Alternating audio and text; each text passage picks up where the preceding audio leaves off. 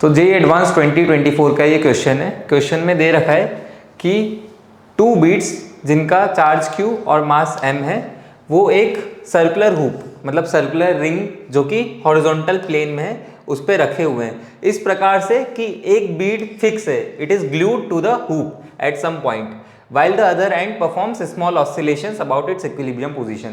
तो ये angular SHM का क्वेश्चन है, तो हमें उस एंगुलर एसएचएम की एंगुलर फ्रीक्वेंसी को बताना है कि वो क्या होगा। तो सबसे पहले मैंने ये एक हुप ड्रॉ कर लिया है पहले से। अब देखो इसमें मान लीजिए यहाँ पे एक चार्ज Q यहाँ पे ऐसे रखा हुआ है, ये फिक्स है, ये चार्ज Q अपना फिक्स है। और अगर दूसरा चार्ज मुझे रखना हो तो वो कहाँ पे होगा, तो दो like charges they repel each other, तो वो मैक्सिमम डिस्टेंस पे होगा, मतलब डायमेट्रिकली अपोजिट पॉइंट पे होगा। तो डायमेट्रिकली अपोजिट पॉइंट पे जो चार्ज होगा उसको मैं यहाँ पे रख देता हूँ, यहाँ पे भी चार्ज Q होगा। अब मैंने क्या किया, ये तो फिक्स है, इसको मैंने हल्का सा डिस्प्लेस किया, हल्का सा, तो ये जो है ये एसएचएम परफॉर्म करेगा, ऐसा क्वेश्चन में दे रखा है। तो मैं इसको पहले क्या करता हूँ, हल्का सा डिस्प्लेस कर लेते हैं यहाँ पे। अब ये दिखाने के लिए थोड़ा सा बड़ा दिखाया गया है। तो यहाँ पे अब जैसे जो इसका सेंटर है, मान लेते हैं ये एंगल थीटा पे मैंने इसको ऐसे डिस्प्लेस किया है, तो इस पे जो फोर्स लगेगा वो इसके कारण रिपल्सिव फोर्स लगेगा along the line joining. Along the line joining जो है इस पे एक रिपल्सिव फोर्स लगेगा ऐसे ऐसे, ये फोर्स। और इस फोर्स को मेरे को पहले लिखना है, तो इलेक्ट्रोस्टैटिक फोर्स कैसे लिखा जाता है, K Q1 Q2 upon R square. तो 1/4 पाई एप्सिलॉन नॉट लिख देते हैं K को। चार्ज 1 Q कितना है Q, दूसरा चार्ज क्या है Q, और अपॉन सेपरेशन, इनका सेपरेशन। अब उसको लिखने के लिए मुझे इस एंगल को डिफाइन करना पड़ेगा। लेट्स से एंगल फाई है और ये रेडियस है, तो ये रेडियस है तो ये भी रेडियस होगा, तो इक्वल साइड्स के अपोजिट वाले एंगल्स भी इक्वल होते हैं, तो ये एंगल भी फाई होगा।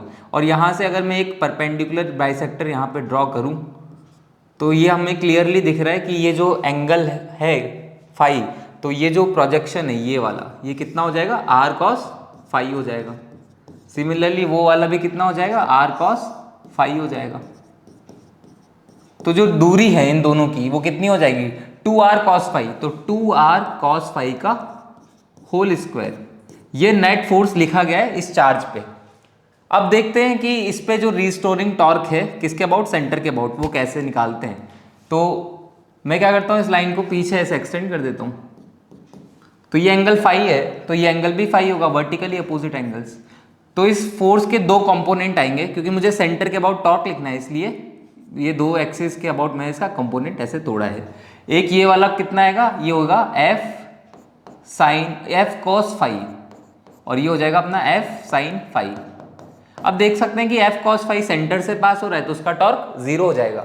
और ये वाला जो फोर्स है ये कंपोनेंट, ये फोर्स का कंपोनेंट अपना परपेंडिकुलर है, ये sin फाई लिखा हुआ है ना, it is written sin phi. तो यहाँ पे torque about centre, torque about circle के सेंटर के अबाउट जो टॉर्क है वो कैसे लिख सकते हैं, फोर्स इनटू परपेंडिकुलर डिस्टेंस, मतलब F sin phi into R। अब जो F ऊपर अपन ने निकाला हुआ है इसको यहाँ पे पुट करते हैं और देखते हैं क्या ये रिस्टोरिंग टॉर्क थीटा के प्रोपोर्शनल है। अगर ये थीटा के प्रोपोर्शनल होगा तो ये एंगुलर एसएचएम होगा। तो F का वैल्यू यहाँ पे पुट करते हैं, तो ऊपर में है Q स्क्वायर और डिनोमिनेटर में 2r का होल स्क्वायर, तो 4 इंटू 4 16, तो 16 pi epsilon naught r square cos square phi, और ऊपर में ये किससे मल्टीप्लाइड है, साइन फाई इंटू आर, तो ऊपर में है साइन फाई इंटू आर। अब क्योंकि ये बहुत छोटा एंगल है, थीटा बहुत छोटा होगा, बहुत छोटे डिस्प्लेसमेंट के लिए हम इसको देख रहे हैं, तो थीटा छोटा है तो फाई भी छोटा होगा। तो by small angle approximation phi जो है इट इज टेंडिंग टू लगभग 0 डिग्री है, तो कॉस फाई कितना हो जाएगा, it is tending to 1 and sine phi it is tending to 5। तो इसको हम ऐसे लिख सकते हैं, टॉर्क अबाउट सेंटर ये आ जाएगा Q स्क्वायर, इसको cos फाई ये 1 हो जाएगा और ये r से ये एक पावर खत्म हो जाएगा, तो 16 pi epsilon naught r into, और ऊपर साइन फाई को फाई लिख सकते हैं, तो ये फाई ऐसा हो जाएगा। अब क्योंकि मेरे को ये थीटा के रेस्पेक्ट में चाहिए था तो यहाँ से हम देख सकते हैं एक्सटीरियर एंगल प्रॉपर्टी से कि जो थीटा होगा ये फाई प्लस फाई होगा, थीटा जो होगा वो अपना फाई प्लस फाई होगा। या इसको एंगल सबटेंडेड थ्योरम से भी सोच सकते हैं कि angle subtended at the centre is equal to double the angle subtended at the circumference. तो थीटा अपना कितना हो जाएगा 2 फाई, या फिर फाई कितना हो जाएगा थीटा बाय 2। तो इस इक्वेशन इसको इस इक्वेशन में हम पुट कर देते हैं। तो अपना सेंटर के अबाउट जो टॉर्क आएगा, टॉर्क अबाउट सेंटर, ये आ जाएगा अपना Q square 16 pi epsilon not R, Q square upon 16 pi epsilon not R into it is phi. तो फाई कितना था थीटा बाय 2, तो इसको थीटा बाय 2 पुट कर देते हैं, थीटा बाय 2 हम इसको पुट कर देते हैं। तो टॉर्क आ जाएगा Q square by 32 pi epsilon not R into theta. अब देखो रिस्टोरिंग फोर्स किसके प्रोपोर्शनल है, थीटा के प्रोपोर्शनल है। तो जब ऐसा होता है रिस्टोरिंग टॉर्क थीटा के प्रोपोर्शनल होता है, so it is the case of angular SHM, angular SHM. अब एंगुलर एसएचएम में हमें एंगुलर फ्रीक्वेंसी कैसे निकालते हैं वो देखते हैं। एंगुलर एसएचएम में तो उसके लिए देखो, ठीक है, उसके लिए हम ऐसे देख लेते हैं कि मान लो एक पेंडुलम है, ठीक है, मान लो एक छोटा सा पेंडुलम है, उसको हमने हल्का सा थीटा डिस्प्लेस किया, तो इस पर जो टॉर्क आएगा वो अगर थीटा के प्रोपोर्शनल है तो ये एसएचएम कहलाएगा। अब इसमें माइनस साइन अपन इंट्रोड्यूस कर देते हैं, बिकॉज जिस डायरेक्शन में जैसे थीटा क्लॉकवाइज है तो टॉर्क अपना एंटी क्लॉकवाइज होगा। तो इसी में हम टॉर्क को क्या लिख सकते हैं आई अल्फा। लेकिन ध्यान देना जिस एक्सिस के अबाउट टॉर्क लिखा गया है उसी एक्सिस के अबाउट मोमेंट ऑफ इनर्शिया होना चाहिए, और इसी एक्सिस के अबाउट एंगुलर एसएचएम, एंगुलर ये एक्सेलरेशन भी होगा। तो माइनस के थीटा, अब यहाँ से अल्फा कितना आ जाता है माइनस के बाय आई थीटा, और इस के बाय आई को ही हम इससे कंपेयर कर देते हैं minus omega square theta, where omega is the frequency of angular SHM. इसको एंगुलर फ्रीक्वेंसी बोलते हैं, क्या बोलते हैं एंगुलर फ्रीक्वेंसी, एंगुलर फ्रीक्वेंसी। तो इन दोनों को अगर कंपेयर करेंगे तो यहाँ से डायरेक्ट हम देख सकते हैं omega equals to under root K by I, where K क्या है, के वो कांस्टेंट है जो इस प्रोपोर्शनलिटी के साथ है। तो ऐसे इस फॉर्मूले से हम देखते हैं, तो अपना जो है ये के है, तो यहाँ से अपना ओमेगा स्क्वायर, ओमेगा कितना आ जाएगा under root this term by I, moment of inertia K by I.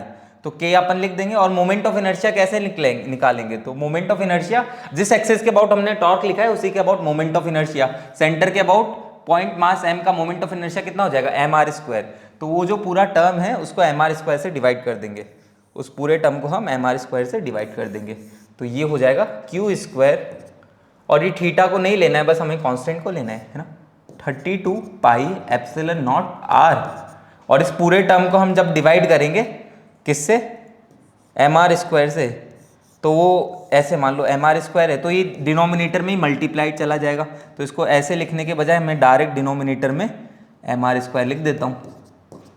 तो यहाँ से देखो क्या होगा कि एम आर स्क्वायर और एम आर क्यूब हो जाएगा ये, तो Q square under root Q square by 32 pi epsilon not R cube और एम। अब क्योंकि हमसे ओमेगा का स्क्वायर पूछा गया, what is the square of the angular frequency, तो ये रूट हट जाएगा और आंसर हो जाएगा Q square by 32 pi epsilon not R cube into M. So ये ऑप्शन अपना है B, option B is our right answer.